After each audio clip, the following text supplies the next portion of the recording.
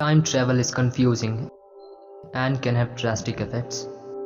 एक ऐसी दुनिया को इमेजिन कीजिए जहां आप हिटलर के लास्ट लिविंग ग्रैंडसन हैं। आप बड़े होते हुए उन चीज़ों को पढ़ते और सीखते रहे जो आपके दादाजी ने की थी, और फिर आपको महसूस होता है कि ये वह नहीं है जो आप चाहते थे कि जिसके लिए आपके परिवार को जाना जाए, और फिर आपने अपनी पूरी ज़िंदगी टाइम के इस इशू को सॉल्व करने में बिता दी, और काफ़ी साल काम करने के बाद फाइनली आपने अपने लाइफ गोल को अचीव कर लिया और आपने बनाई एक फुल्ली फंक्शनल टाइम मशीन। और उसके बाद आप टाइम में पीछे गए 1930 में, और वहां आपने अपने ग्रैंडफादर को ढूंढा और काफ़ी सावधानी से उन्हें मार दिया। Congratulations, you are a murderer. लेकिन आपने उन लाखों अन्य लोगों की डेथ को भी रोका है।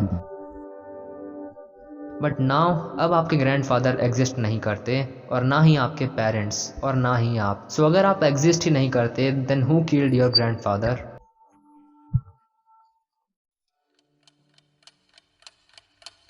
This is known as the grandfather paradox.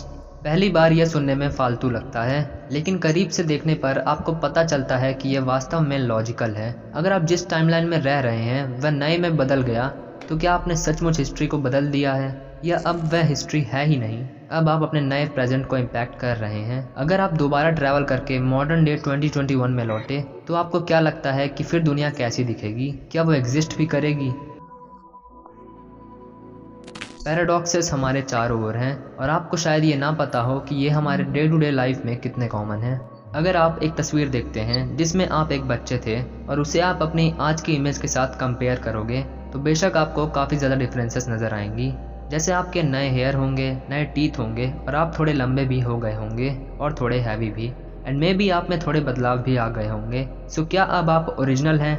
अब आप ये कहेंगे कि ये मेरे थॉट्स हैं, और हमारे जो एक्शंस हैं वो हमें ओरिजिनल पर्सन बनाते हैं। सो जब हम छोटे थे ये विश्वास करते थे कि एक बूढ़ा मोटा आदमी अर्थ का चक्कर लगाकर सबके घर पर प्रेजेंट्स देकर जाता है, वो भी सिर्फ एक ही रात में। और काफ़ी लोग ये भी बिलीव करते थे कि बच्चों को भगवान देते हैं या उन्हें स्टोर या हॉस्पिटल से लाया जाता है। पर अब आप उन चीज़ों पर विश्वास नहीं करते, और अब आपके थॉट्स एंड कन्विक्शंस चेंज हो चुके हैं। So what exactly makes you original? What makes you you? ये इतना भी आसान नहीं है। क्या आपने कभी एंटी स्ट्रैटफोर्डियन शब्द के बारे में सुना है? ये ऐसे लोग हैं जो ये मानते हैं कि विलियम शेक्सपियर ने उन सारी बुक्स को नहीं लिखा है जिसके लिए आज उन्हें जाना जाता है। हाँ, जानता हूँ कि ये बनी बनाई कहानी लग रही है, लेकिन Mark Twain, Helen Keller, Sigmund Freud and even Prince Philip जैसे लोग इस थियरी पर बिलीव करते हैं। इनका दावा है कि शेक्सपियर के पास ना तो इतनी एजुकेशन थी और ना ही इतना ट्रैवलिंग एक्सपीरियंस जिससे उन्होंने उन बुक्स को लिखा होगा। बट इफ विलियम शेक्सपियर ने उन बुक्स को नहीं लिखा, then who did? The bootstrap paradox might just have the answer. Year है 2110। एक जवान लड़का जिसका नाम विलियम है, जो कि शेक्सपियर का बहुत बड़ा फ़ैन है, वो लड़का बैठता है एक टाइम मशीन में और टाइम सेट करता है ईयर 1610, क्योंकि इस ईयर तक शेक्सपियर काफ़ी मशहूर हो चुके थे।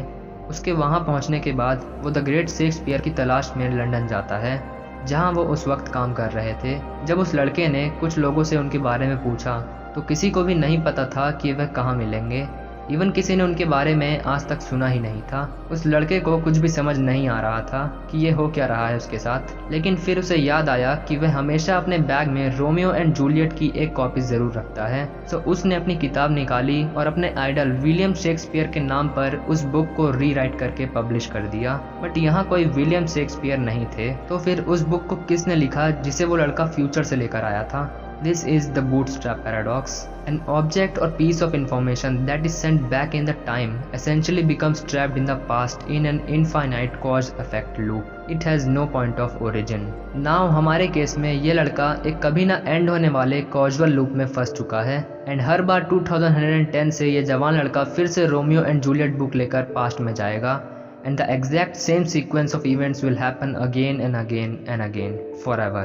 इस चीज़ से एक सवाल पैदा होता है कि क्या हम जो अभी कर रहे हैं वो पहले भी हो चुका है? हम सोते और जागते हैं, क्या हम किसी कॉजल लूप में फंसे हुए हैं? ये एक ऐसा सवाल है जिसे हम कभी नहीं जान सकते, क्योंकि हम पास्ट को तो याद कर सकते हैं लेकिन हम फ्यूचर को याद नहीं कर सकते।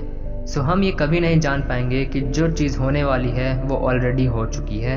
डेजा वू इसके काफ़ी करीब है। डेजा वू एक ऐसी फीलिंग है जिसमें हमें एक्सपीरियंस होता है कि जिस प्रेजेंट सिचुएशन में हम हैं ऐसा हमारे साथ पहले भी हो चुका है, या हम पहले भी ऐसा एक्सपीरियंस कर चुके हैं। सो क्या हो अगर डेजा वू बस एक फीलिंग ना हो? क्या हो अगर हम सिर्फ अपने प्रेजेंट को बार बार ही रिपीट कर रहे हैं? हम इसे केवल पार्ट्स में याद रख सकते हैं, बिकॉज हमारा दिमाग इतना स्ट्रांग नहीं है कि वो लूप में फंसी सारी इन्फॉर्मेशन को याद रख सके। The older we get the worse our observation skills become. हमारे दिमाग को लगता है कि हम पहले से ही समझते हैं कि दुनिया कैसे काम करती है, और इसीलिए हम उन चीज़ों के बारे में कंक्लूजन्स निकालते हैं जिनके लिए हम कभी श्योर भी नहीं हो सकते कि वो सच है। जैसे कि आप ये कैसे जानते हैं कि फ्रिज के अंदर की लाइट बंद है जब तक आप उसे खुद जाकर नहीं देखते, और अगर जंगल में कोई पेड़ टूटकर गिरता है और उसे सुनने वाला वहाँ कोई नहीं होता तो क्या वो पेड़ आवाज़ करेगा? आप सिर्फ इसे मान सकते हैं कि ऐसा ज़रूर हुआ होगा, लेकिन आप कभी श्योर नहीं हो सकते। This paradox is called Schrodinger's cat. और जो इसका रियल एग्जाम्पल है वो थोड़ा सा कंफ्यूजिंग है। बेसिकली आप एक बॉक्स के अंदर एक कैट और उसके साथ एक पॉइजनस गैस और रेडियो एक्टिव एटम रखिए, जिसके 50-50 चांसेस हैं कि वो कुछ देर में डिके हो जाएगा, जो गैस को ट्रिगर करेगा जिससे कैट की डेथ हो जाएगी। हालांकि radio active decay completely random है और इसलिए कोई भी ये नहीं बता सकता कि एग्जैक्टली ऐसा कब हो सकता है। सो श्रोडिंगर की बॉक्स ओपन करने के बाद कैट किस स्टेट में होगी, डेड और अलाइव? श्रोडिंगर का कहना है कि बॉक्स ओपन करने से पहले यह सोचा जा सकता है कि कैट बोथ स्टेट्स में हो सकती है, यानी कि बॉक्स ओपन करने से पहले कैट डेड और अलाइव दोनों एक ही समय पर हो सकती है। This is quantum theory. जैसा कि आप सब जानते हैं कि फिजिक्स को 3 पार्ट्स में डिवाइड किया गया है, classical physics, modern physics and quantum physics. Now we are talking about quantum physics. According to this theory, एक क्वांटम पार्टिकल एक ही समय पर कई अलग अलग जगहों पर हो सकता है, वो भी कई अलग अलग स्टेट्स में।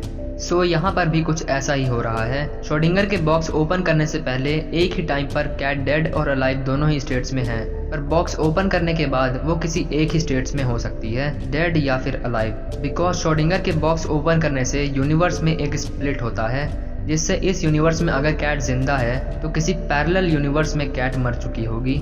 This is Schrodinger's cat paradox. हमारे लाइफ के एक सर्टेन पॉइंट पर हम सब यह सोचते हैं कि काश हम टाइम में पीछे जा सकें और हमारे साथ हुई बुरी चीज़ों और हमारे गलत डिसीजंस को चेंज कर सकें, या फिर हम फ्यूचर में जाकर देखें कि वह कैसा है। बट अनफॉर्चुनेटली अभी ऐसा नहीं हो सकता। अभी तक जितने भी पैराडॉक्सेस हैं उन सभी में सबसे फेमस पैराडॉक्स है द प्री डेस्टिनेशन पैराडॉक्स। पर इसे समझने के लिए हमें टाइम एंड कॉजलिटी के कॉन्सेप्ट को समझना होगा। According to Einstein's special relativity theory, time is not absolute but relative. In other words, हम स्पेस में जितना फास्ट ट्रेवल करेंगे हमारे लिए टाइम उतना ही स्लो होता जाएगा। And causality is defined as the relation between cause and effect. So let's try to understand this paradox with an example. आप अपने बेस्ट फ्रेंड के साथ एक कार में पार्टी में जा रहे हैं एंड ड्राइव आपका फ्रेंड कर रहा है। सो कुछ दूर जाते ही आपके कार का एक्सीडेंट हो जाता है और आपके फ्रेंड की डेथ हो जाती है। उस दिन आप सोचते हैं कि आप पास्ट में जाकर इस इवेंट को होने से रोक देंगे और अपने फ्रेंड को बचा लेंगे। तो इस इवेंट के 10 साल बाद आपने एक टाइम मशीन बनाई और 10 साल पीछे ठीक उसी दिन में गए जब ये इवेंट हुआ था, और फिर जब आप एक कार में बैठकर उस इवेंट वाली जगह पर जा रहे होते हैं तो आपका एक कार के साथ एक्सीडेंट हो जाता है। और जब आप बाहर निकल कर देखते हैं तो आपको पता लगता है कि जिस कार के साथ आपका एक्सीडेंट हुआ है उसे आपका वही दोस्त ड्राइव कर रहा था और उसके डेथ का रीजन खुद आप ही थे। This is the pre destination paradox. Knowledge या कुछ सीखने के लिए खोज करना लाइफ का एक फंडामेंटल पार्ट है जो आज हमें एज अ स्पीशीज यहाँ तक लेकर आया है। हम दुनिया को देखते हैं, सवाल करते हैं और उसका जवाब पाते हैं और हमेशा कुछ नया सीखते हैं। लेकिन सच्चाई यह है कि हम कभी भी कुछ नया नहीं सीखते सवाल पूछकर। हम केवल उन आंसर्स को सीखते हैं जो ऑलरेडी एग्जिस्ट करते हैं। आज तक हर scientific, technological and philosophical knowledge हमारे पास है, वो सिर्फ क्वेश्चन करने से ही हमें मिली है। Time travel is confusing and can have drastic effects. So I hope कि आपको वीडियो से कुछ नया जानने और सीखने को मिला होगा। देन प्लीज़ वीडियो को लाइक एंड शेयर ज़रूर करना, और चैनल पर नए हैं so must subscribe to the एंड्रोविजन।